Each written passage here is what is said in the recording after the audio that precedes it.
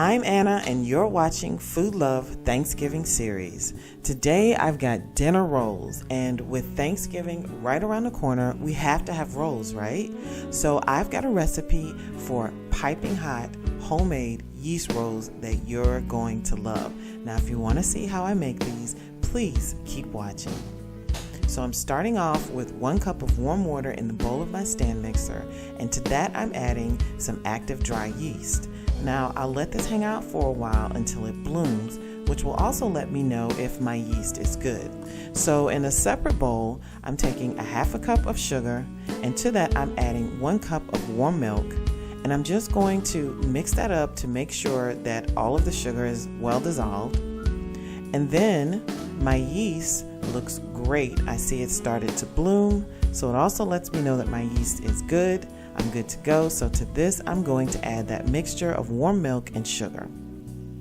Now to that, I'm going to also add some melted butter, and then I'm going to add 2 eggs. I'm just going to go in with my whisk, and I'm going to break up the egg yolks, and I'm going to make sure that this mixture is well combined.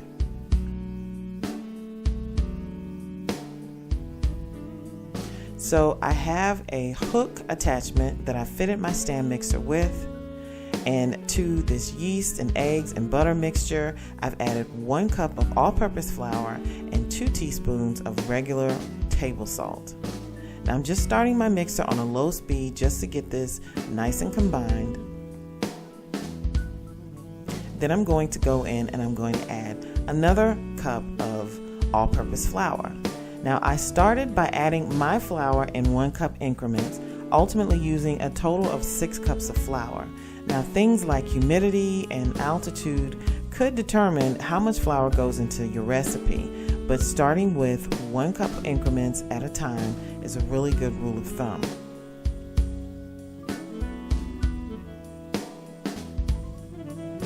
So here I'm still adding flour.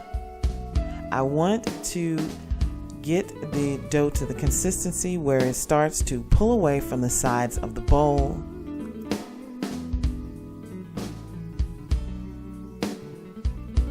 And here it looks like I'm starting to get there. The dough is starting to pull away from the sides of the bowl. And ultimately, this is the consistency that I'm looking for. A dough that's slightly sticky, kind of tacky, but still a very workable dough. Now you could continue to knead your dough with the dough hook for an additional 10 minutes, but I love to knead dough, so I did remove my dough from the bowl and I continued to knead with my hand. Now, I did make sure that my workspace was generously floured, and I kneaded this dough till it was nice and smooth. So I have a large bowl that I've greased with some softened butter, and I put my dough into this bowl. I covered it with plastic wrap. I put it in a nice warm place, and I let it rise until it was doubled in size like this. So I took my hand and I punched down this dough, and now I'm ready to start to form the rolls. So I just took this dough and I pinched it off in the amount of dough in which I wanted the size of my rolls to be. So here I'm just taking the heel of one hand, and with the other hand I'm taking my thumb and my forefinger, and I'm just kind of rolling the dough back and forth in a circular motion until the dough is nice, round, and smooth like this. Then I place it on a baking sheet that I've lightly greased with some softened butter. I took an additional identical baking sheet and I covered it. I covered the rolls. I let those sit for another hour until they look like this. Now before I put these into a hot oven, I lightly brush the tops of these with some melted butter, and then I pop these into a 375-degree oven for 12 to 15 minutes until they were nice and golden brown like this. And then I brush the tops of these with more melted butter. Now these rolls were big.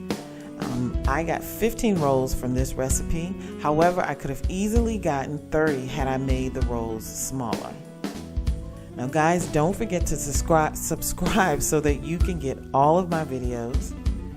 And until next time, I'm wishing you joy and lots of food love.